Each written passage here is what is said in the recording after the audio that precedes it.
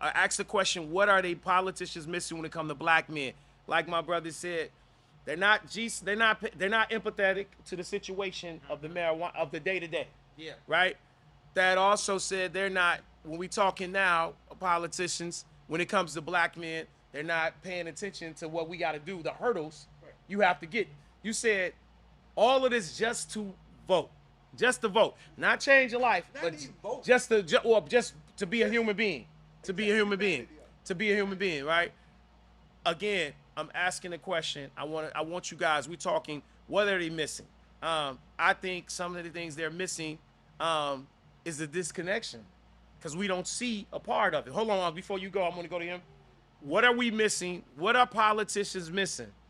And I'm not giving them power. I want everybody, when we answer, I'm not giving them power. But I'm saying, you can't come talk to me and tell me everything you did without asking me what I need. Yeah. There's no way. I don't want to hear that you said this. I need to ask me what I need. What are they missing when it comes to black men? Go ahead, King.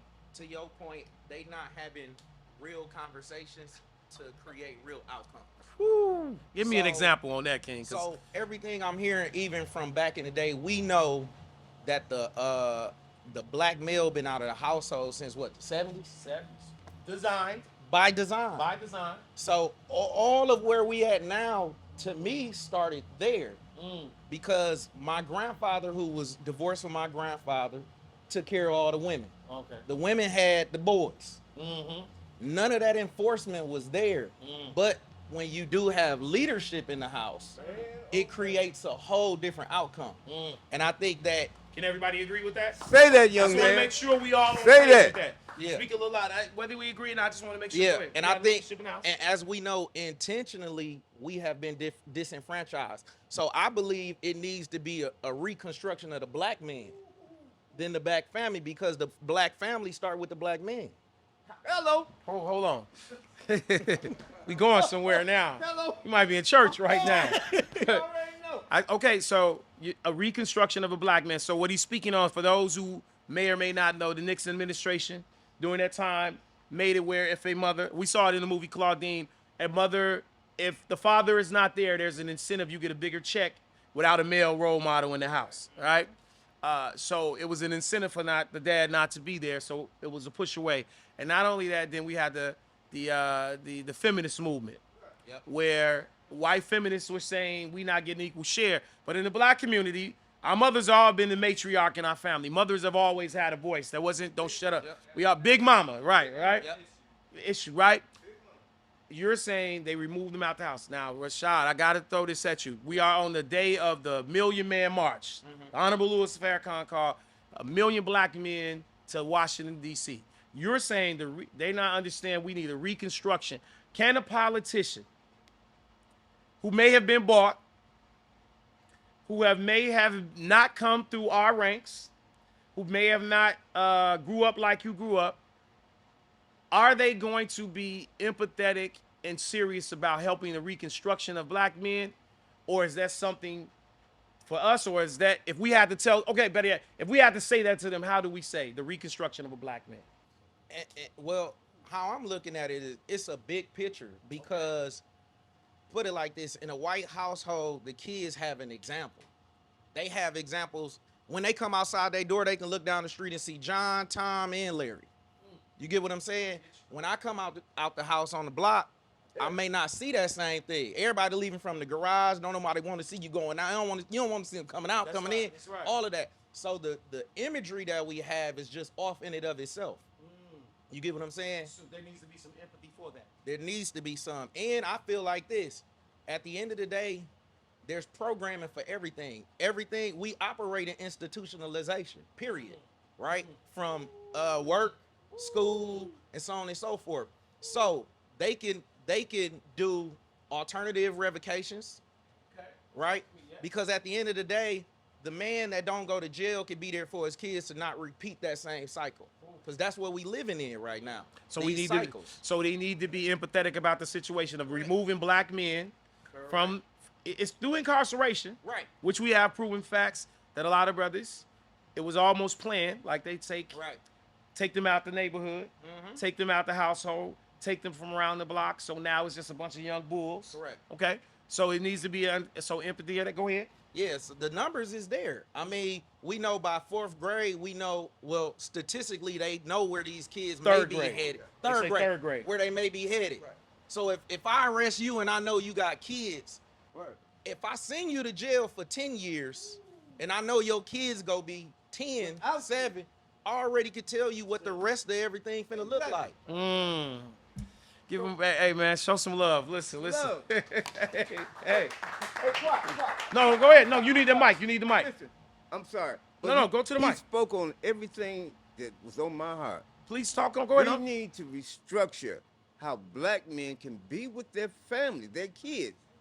This separation of black men with baby mamas and their kids are creating a lost generation of our babies.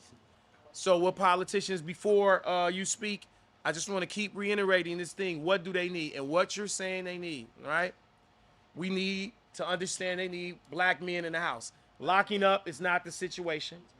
You cannot see a child get in trouble and say, if he got in trouble in third grade, you lock his dad up, right? Right? You're not making exceptions. You're just saying there needs to be some empathy and understanding to that, right? Because there's the stigma, and one of our presidents even said that black men need to step up. We need to be a part, etc. Right? Unc said some of our boys have never had this masculinity piece of it. I was one of them. Right?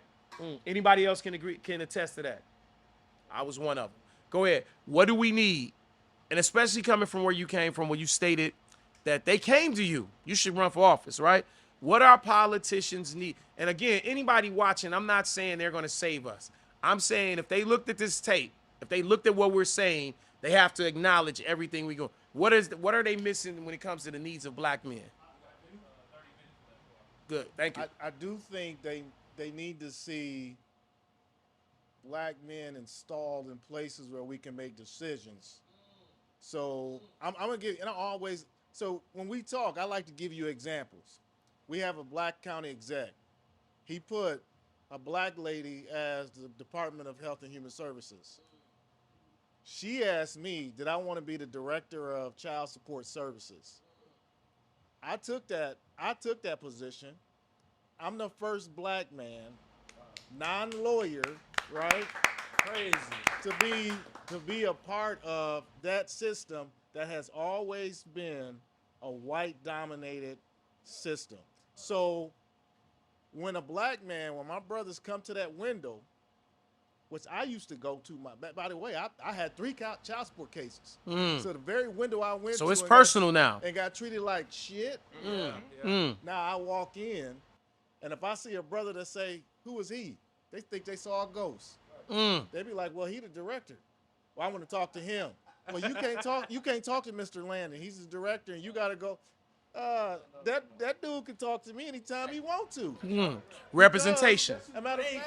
Matter of fact, I want all complaints routed to me. Yeah. Because I want to see that brothers is taken care of. So that's why I said when you talk about locally, right? Because of a black county exec, because of a black Department of Health and Human Services, and now she put me in this position where I can make decisions and I can tell white folks, you do that again, you might want to go and find something else. Right.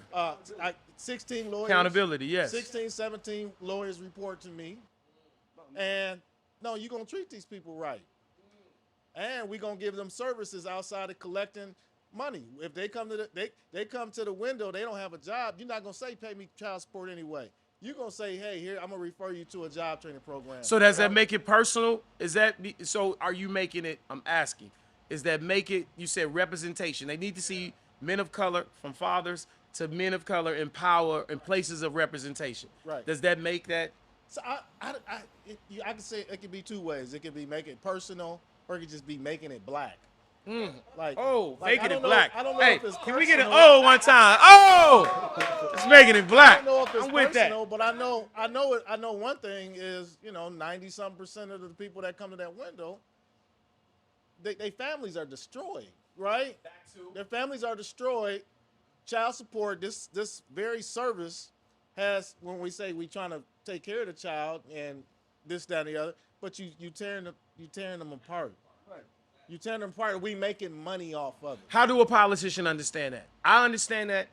Everybody in here understand that. But how could you have a politician understand? Because that's a valid point. Just as Rashad was saying about you taking him away. If you take him from 10 years, this finna repeat, right? How, if I'm a politician and that needs to be said, how do you make that, explain that? Well, first of all, there's research that says, in my case, there's research that says child support enforcement separates the family. No matter, I know you think we helping the kid out, but it's separating families. But then you get somebody in office that know this research and say, well, we're going to find other ways. Like, instead of going straight to courts, we going to bring these two people and say, hey, I know y'all can't be together.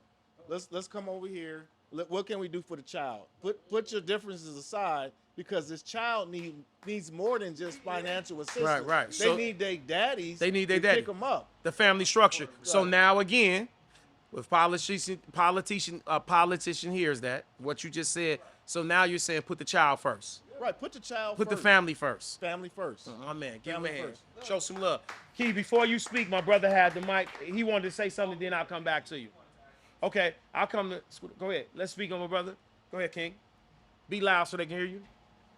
So what I think needs to be done in our community is that we have to, what I think needs to be done in our community is we need to, the brothers with the knowledge need to go out, reach to teach.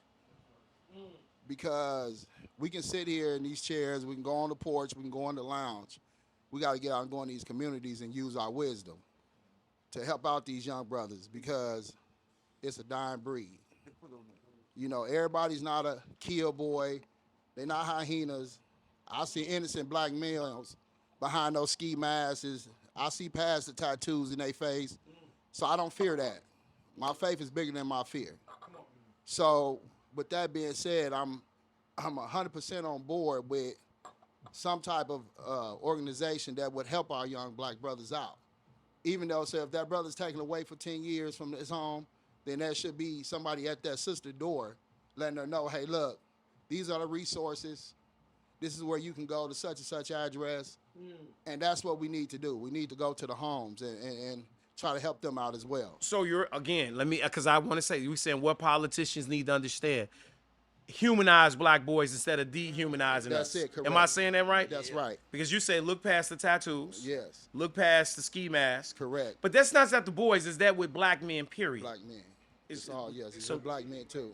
Look at our community. So That's right. they need to look at the human aspect of us, right? That's correct. So before Key go and Scooter go, you said look at the human side of us, right?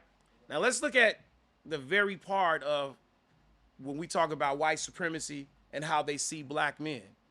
Don't forget, for 400 years, they got to see us as animals, 3/5 of a human being. To now they can see us as deadbeat fathers.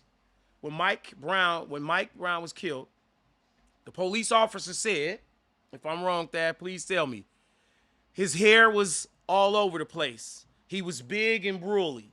He looked like a monster, a goon, and I was ready to get home. And they showed that image over and over and over again, right? So you're asking that they look at us as human, right? I'm gonna ask a later question because I'm gonna ask us, we need to look at it as humans too. I'm gonna ask that question. I'm gonna go to us, but we talking with politicians. Let's go to you, and then we'll go to Scooter. I just want to make pretty much 2 quick points. So I think You about, good on time, King? We good. Please talk. I think about one size don't fit all. One size don't fit all. Right? We think about our kids. They may be loud or learn in different ways, but it's not shut up and sit down. We need more, I guess, empathy. Correct. Like we just need a focus, a concerted effort to treat people that in ways that they need to be addressed, right? Say that again, King. Love. That's what I'm getting at. Love. Right?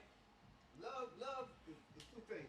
Hold on, Unc. Hold on. Cause I got it. Cause you ain't got no. Stay there. Get the mic. Cause when you talk, I need to hear the mic. Hold on, Unc. Hold on. Go here, cause I want to hear Scooter point. Go ahead, King. Secondly, community policing, or just like you said, humanizing our neighborhood kids, where it's not like you see somebody in a hoodie walking down the street and it's some suburban white cop and just has no sense of how to even approach or calmly have a discussion with somebody who you don't relate to, and it's just like, why are you policing this community? Right? So And when you say police in the community, meaning what? like police. Talk Like, to me. So a dedicated effort of you grew up in 53206. We want you policing this area. We want you to be able to connect with the community. We don't want Connection, not just policing, but connecting. connect.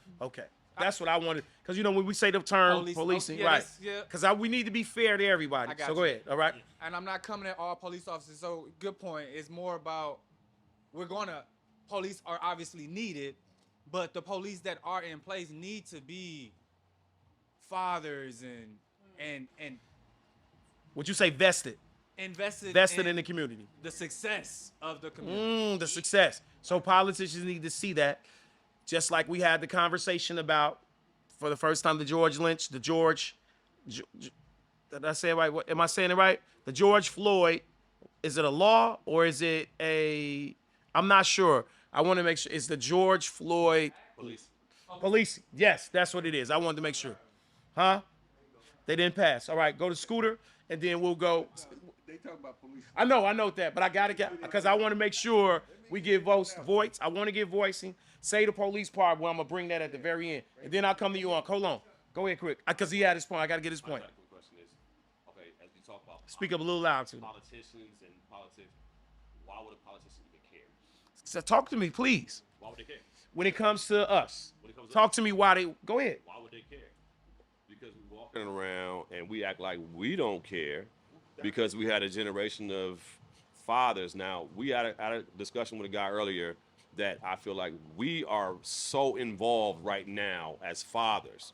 It's a generation of fathers in here that are definitely involved in our kids' lives at a rate that they've never seen before. According to the stereotype, we don't. They figure we don't, but we know we're there. Yeah. We know where we at. We at home. We raising our kids. And we doing the right thing by our children. My son walks around in a full jogging suit, hood up, everything, in 80, 90 degree weather. This ain't no thug. This dude come from a 2-parent household. But why would a politician care if he gets stopped on the street and profiled and taken in and asked questions before I'm even notified? Why would they care? For what? Because it's not theirs. Exactly. Is it not there? So let me pose the question again. They shouldn't care, but let me ask you this: what should they care? As you a father, with that you just said, should they? If I'm asking you, tell me, should they care that this young boy or this man in the streets has a father and a family at home? They should. They should. They don't, but I'm saying we talking what they should. I understand. Let me get this point. I totally understand what you're saying, but we're asking the question: should they know? And they should know that they say, "I'm trying to get home." A politician he's going to sign a bill. He's going to write some legislation to close the program, to do more child support. You're saying, "Nah, man, I want to debunk this myth that we're not taking care of." They should look at us as human, that we are providing for our families. They have a hard time looking at us that way until we say, okay, let's put a group home in this judge's neighborhood with a bunch of our kids in there that look changed. like us. It changed. It's gonna change. It's going to change. It's gonna change. Okay. All right, man. Give Scoot that. Show some love. Unc, we'll go to you. Wait there. Let's go to Unc. Uh-huh.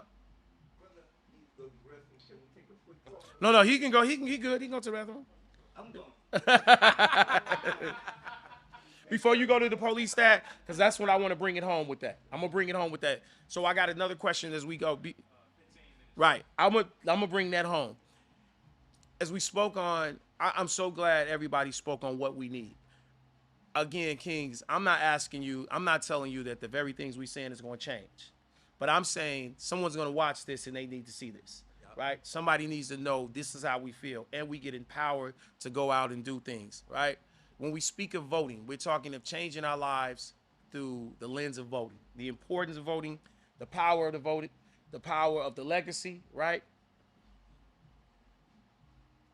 This is not on here, but I got to ask you this. Why is there a disconnect with not just young people? Because we got a mistake. A 16-year-old can't vote. We're not talking about them. We're talking about people who are 18 to 35 who say, I don't got no parts in it. It ain't gonna change nothing. Why is there a disconnect? There's music, there's a culture, and there's a void. All right? Why you think there's a disconnect with that population of 18 to 25-ish? Because according to the work I've been doing, they say the 18 to 25 18 to 25 black population is one of the most dangerous populations. According to, they aged out of programming. They kind of aged out of school. They haven't, but in their mind, yeah, the highest unemployment rate. They're in the middle. They're too young, and they're not too old, right? Where did the disconnect happen? Because everything you guys said, if we went and talked to a group of young black boys and told them your father did this, we got hung, nobody was in the home, and it's their civic duty, those 18 to 25-year-olds might say, I'm looking out for myself. Why is there a disconnect? We talking about the power of voting. Why is there a disconnect? If we can spend a few minutes on that, if you don't mind. Go here. Well, we go ahead, Mark. We got time. Good. Go ahead. when talking with the young people like that, a lot of it is, man, they self-centered. They self-centered, impatient. Keep the same empathy. And- Hold on. and- I need to hear the same empathy in conversations we talk, because we asking for empathy from them. So I need to hear. I'm not telling the conversation how to go, but I'm asking why you think it's the disconnect. Because if we say they're tired and lazy, That I'm not saying you, but I'm saying. empathy is the best way if I can say it. Okay, is, talk to me. as Scooter said it, man, they're entitled and they don't really want to listen. That's the disconnect. Entitled. So if Okay. they were to listen and process what we're saying with some guidance, because we've got experience. If they open their ears and learn to listen, we can connect. Did we listen? Not all of us didn't. No, I'm just saying, did we listen? But did we listen? I'm just Most asking. of us did. Okay, most I of can't us. Speak, All I right. can't. So- I can speak for okay. me. Yes, I So listen. you speak from them. Okay. I listen. So you said they're entitled. That's the disconnect. Anybody else? I'm not. Go ahead, pass them the mic, and then we'll go to you. Go. And we'll come. We got time. We gonna go. Let's go around with it. Let's go around with it. Ask But the be question again so I can answer it. why is there a disconnect? So we'll do this. We'll go around with everybody that wants to speak on it, but do me this favor. Brief it, because as we speak on it, I got one more. I got something I gotta ask you guys, Yep. and I want to speak on that with the police. Why is there a disconnect with that 18 to 25-year-old population who is saying I'm not voting? So one, let's go back to the household. Okay. 60 to 70% of those households are in single parent households. Okay. Between that age, 18 to 25, you pretty much out doing your own thing. What Baba Courtney told me was within that age range, they testing life. They're challenging and assessing us first. Okay. And what he said is they looking at black men and don't see success. Because think about it, 18 to 25, everybody is trying to get to it. Period, right? We on the grind. You so on and quoting so forth. rappers? You quoting? So, you looking? So yeah. at the end of the day, if there isn't black male leadership and in positions and examples, then I'm just gonna go off and find my own way. Or I'm gonna follow the way that some rapper then told me how to get to it. Right. You get what I'm saying? right. To Yak point, they on the airwaves. Yeah. Yeah. Where are you? And I'm in there, and Get what I'm saying? I'm accessible, tangible. Exactly. I can reach you. And they can see you. They can see the success. We don't show it. We like to be modest. We don't want to drive nothing nice. We don't. Everything is modestly done. And to a young black male that want to get to it, or become successful, he don't want to wait till 40. I need it now. So you say that's the hurry up, right? You said the entitlement. Okay. School said, all right, go ahead. Because we're going to go all the way around. But I wanted to make sure we got everybody. So we'll start with you. If you can, brief it. Why is it disconnect? We'll go here. I'll end up over here. Go ahead. Why you think it's and anybody that don't want to answer it, that's cool. But those who can, why does it disconnect? The reason it's a disconnect is because as older black men, a lot of us don't understand the young black men. When it comes to voting, When it comes to voting and also understanding the way they was brought up, we automatically, oh, he's soft. Well, hell, he was in the house with his mama. He never left the nest. So this is the problem. We close our ears to what they listen to. Everything sounds like a butter, but you got to understand what the butter is because it's their message. It's their cry. so acknowledging their story and theirs, like we acknowledged ours. Yes, correct. Okay, so we need acknowledgement. There's been a okay, acknowledgement. All right, that's fair. And we got to hold ourselves accountable for being selfish with our knowledge because we'll walk right past them and won't even speak to them. Okay, facts. All right, he got the whole poo shiesty on. Right. Okay, go ahead. Look, so I'm gonna make it all the way around. What's the disconnect? How old are you again? 31. So you right there by that population. East St. Louis. All right, you coming from it. You didn't get your knowledge to college. All right, what's the disconnect when it comes to voting and being involved? Man, I think it comes back to not knowing what a happy home is. Like just my real dad, alcoholic, drunk, beat my moms. My stepdad, crack addict. This My life. Crack addict. Always messing up the money. My mama having to deal with this and that. Like, my wife is teaching me how to be a man. And I can't thank her enough. I'm not Can gonna we give lie to my you. first off, man? We gonna give a hand, a real hand, because that's a hard thing for any man to admit, right? So, all right, King. Well, I think one of the biggest disconnects, it's like some of the brothers were saying, is to communicate. You know, we don't understand, we don't speak their language. But it's not up to us as elders to, it's cool to meet someone where they're at. That's how you're going to open the lines of communication. But it's not for us to follow what they're doing. You know, we're trying to lead them to something better. That attitude is of I want what I want and I want it right now. Success doesn't happen like that for a lot of people. You work hard for that, you know. So I think, you know, just the lines of communication could just be better. Amongst young black men, amongst elder young black men. and ourselves.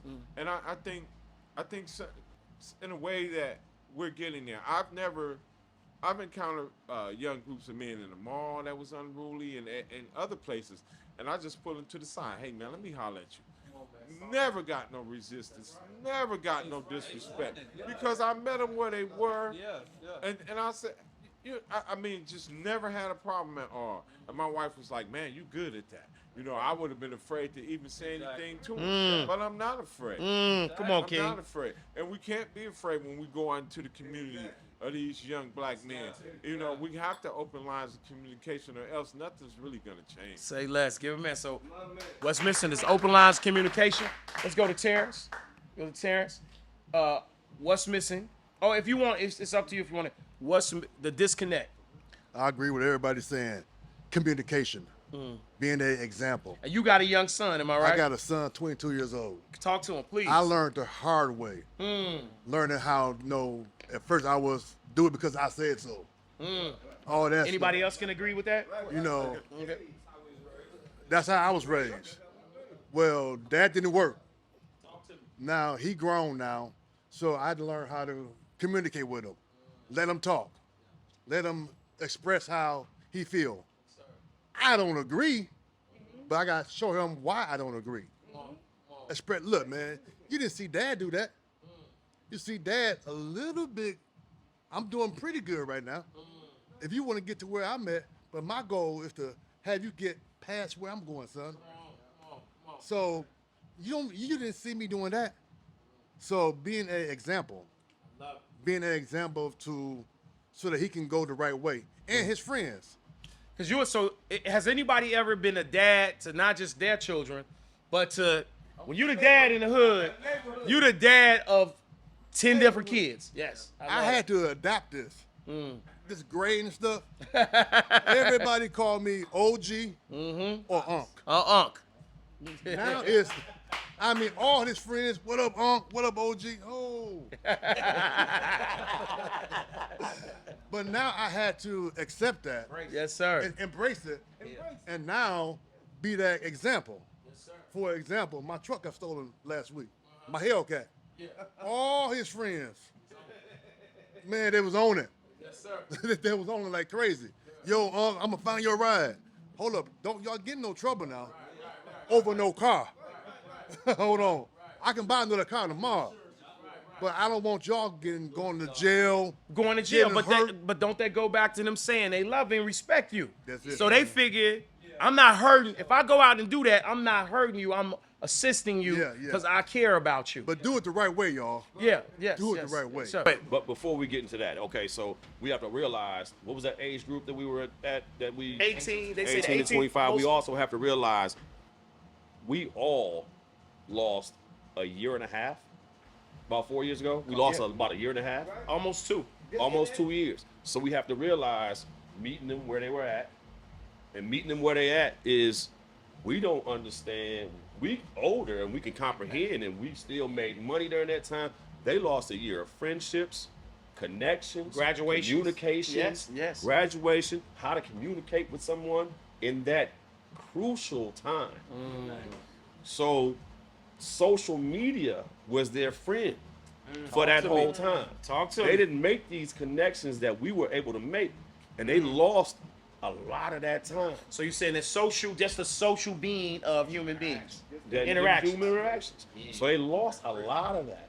And that's not our fault. That's nobody's fault. That was something that the world had to deal with, and these kids had to deal with. So we don't know what toll that took on them.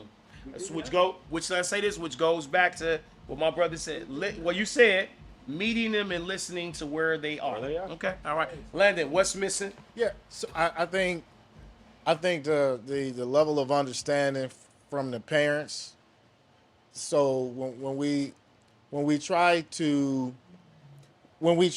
chastise them or try to teach them, it has to be different than when I grew up. Like when I was 18, it was you get a job or you go to college, right? Now, if you didn't go to college, then you get a job and you move out. So I think what we lost is what our ancestors used to do. Like back in the day, we were kings. So you had your household and your son was the prince, but he still stayed on your compound. He still stayed there. He was 18, 19, 20.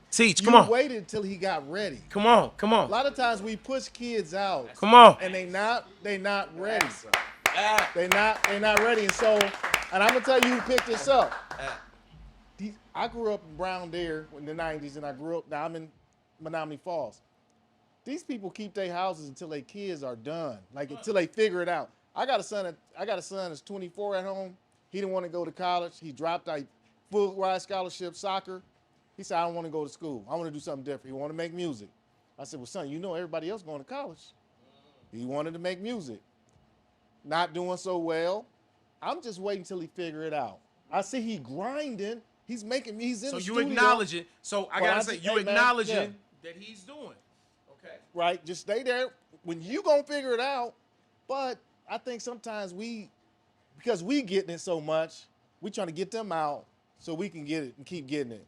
But I think sometimes you got to just let them have a place for them to have a rest haven so they can figure it out. And once they figure it out, then they can go.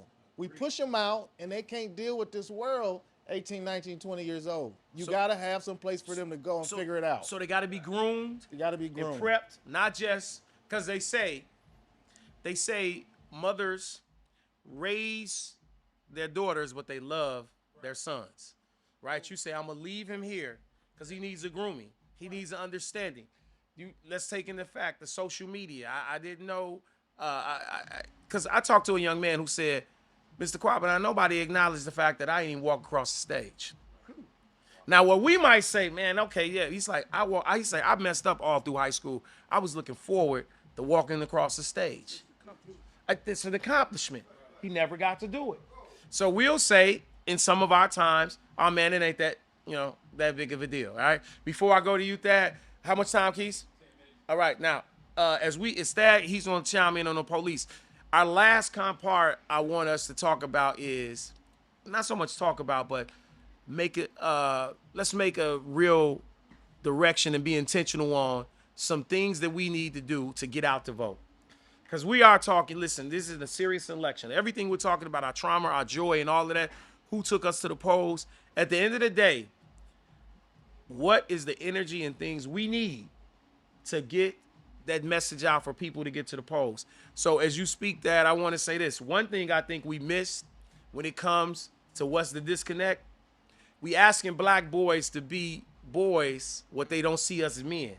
When I see a black man walk past another black man and not no new acknowledgement, or I see another black man on Facebook, I'm gonna do this to you, I'm gonna do that. Or if I see another black man, because we saying women, but I see other black men treating other black men a certain way, you gotta remember who watching. Yep. It's important for us to make amends at times, to make forgiveness at times, to talk about I messed up or I did wrong.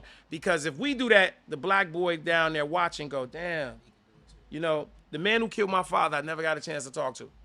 But I'm working on something now to talk to the son, the grandson of the man who killed my father, because if we don't fix it, it ain't gonna be fixed. So we working on that now as I speak. I'm trying to make that amends, all right? Thad had something. He made a comment about the police. If you can't, Thad, you don't have to shut it, but as brief as you can, because I want that part of what we need to think about as we're trying to get people out, young people, black men, undecided, to get out and be a part of this moment of history. So what I really respect about this conversation, because it covers the bases, not just the first base, not just the second base, but the third base. But what we're trying to do collectively is bring this shit home.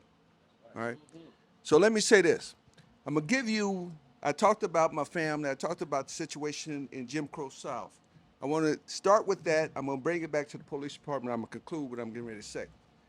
But I'm gonna show you a picture that I have, and you wonder where it starts from. So this picture I created is 7th generation of black man. Over 200 years, African Americans. I'm in that picture. My nephews, all the way from my great-great-grandfather, back in 1860 to now. This is what I created for my family because it's 7 generations. Now, let me explain something about 7 generations. In those 7 generations I just showed you guys, over damn near 200 years of existing lives in that picture, not one black man ever spent one day in jail. Not one. In this lineage, in this generation. So it starts with a common theme that has to be built upon generation at the end generation. It starts with you. If it didn't start with your father, it has to begin with you. You become that first generation that do not replicate the sins of the past, but the prosperity of the future. Now, with that said, you have to understand that this thing we call life is like a 4x4 relay in the U.S., America, or the International Olympics. You have to be able to pass the baton to the next leg in order for that race to be completed. And in order to survive and succeed in accomplishing that race, you got to work in unison. So what you do now determines the future with your legacy. We ain't talking about your grandfather's legacy. We're talking about your legacy. That's preservation of self. Now, when you think about the police, and I'm going back to what you guys was talking about the police department. Have any one of you guys, anybody in this room, ever had anybody that they don't know as an 18-year-old black man die in their arms? Raise your hand. Bruh, he understands. He understands the mission. That's why he's here, because he never want to go through that shit again.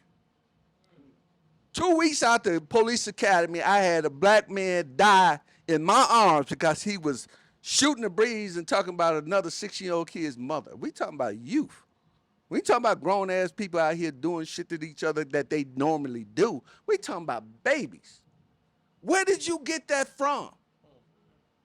Where did you think that your responsibility of taking another life because somebody talked about your mama was more important to you than anything that you wanted to do in your life to jeopardize your life for the rest of your life? When it comes to understanding what our obligation is, you don't have the same experiences I have. I've gone through shit. I've seen more shit than anybody in this room has seen. I've dealt with it. I got blood on my hands, bro, from my community.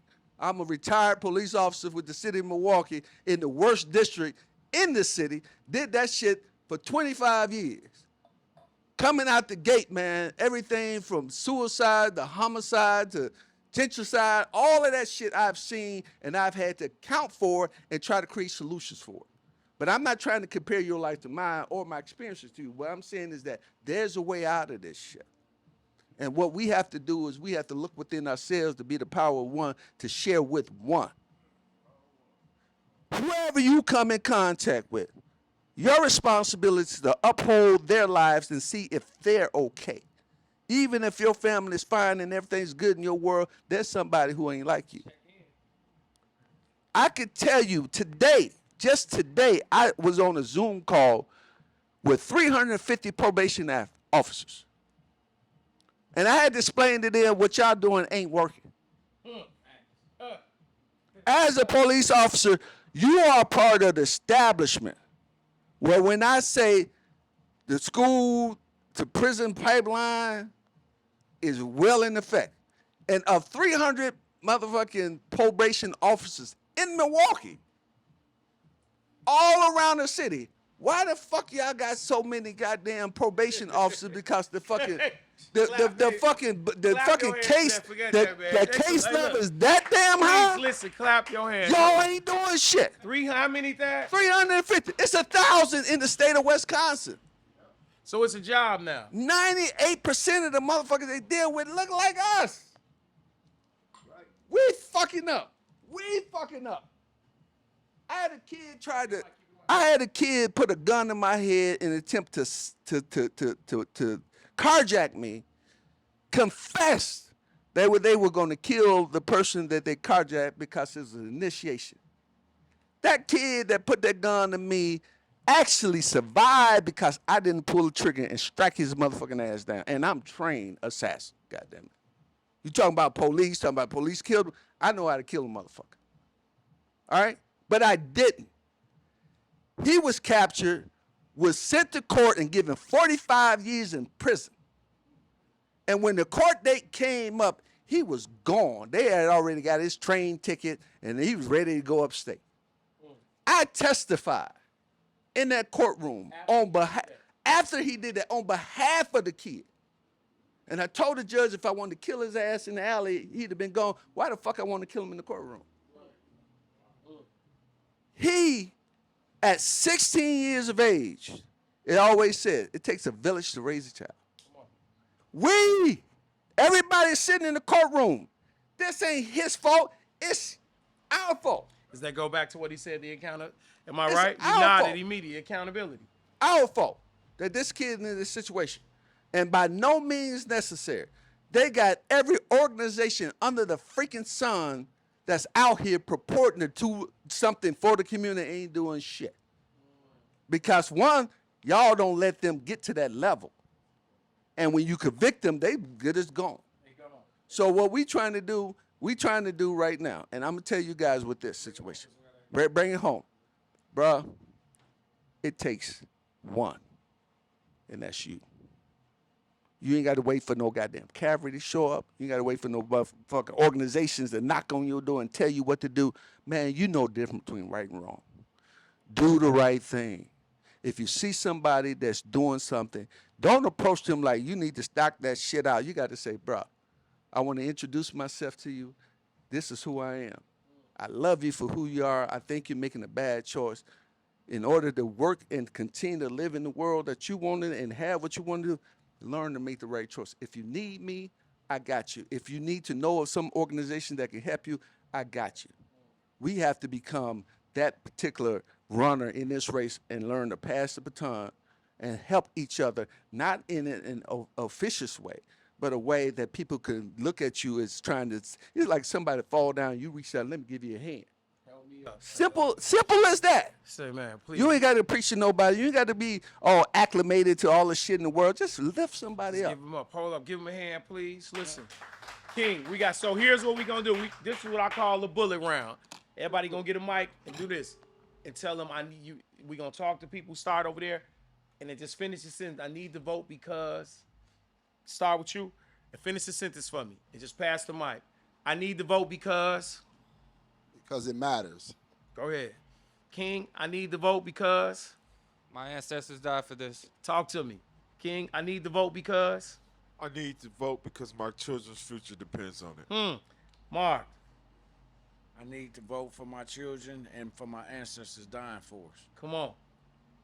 I need to vote because that 25, chapter 25 or that whatever. Talk to me. Thank they you. got that military test. Yes, that sir. the kids in MPS gonna have to take. Come on, and Scooter. my son ain't taking it. Make it personal. Yes, sir. I need to vote because It matters. it matters. There's some mic over there. Pass it on that. Right here. Here we go.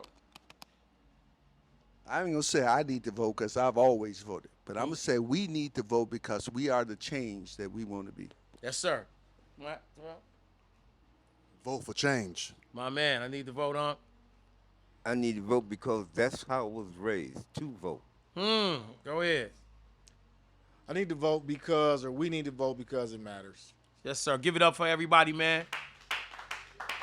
Listen, Kings, I can't do nothing. I get emotional when I think of this, so I close with this. As much as I'm up here talking to you, Harold Washington was the first black mayor of Chicago. Do you know I was not going to vote in the election when I was a freshman in college?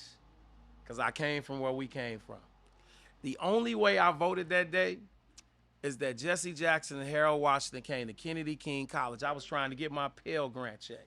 I was out the door. They shamed me so bad, I cried like a baby. I went in there and instead of getting my Pell Grant check that day, I went in there, registered, and I ran to vote.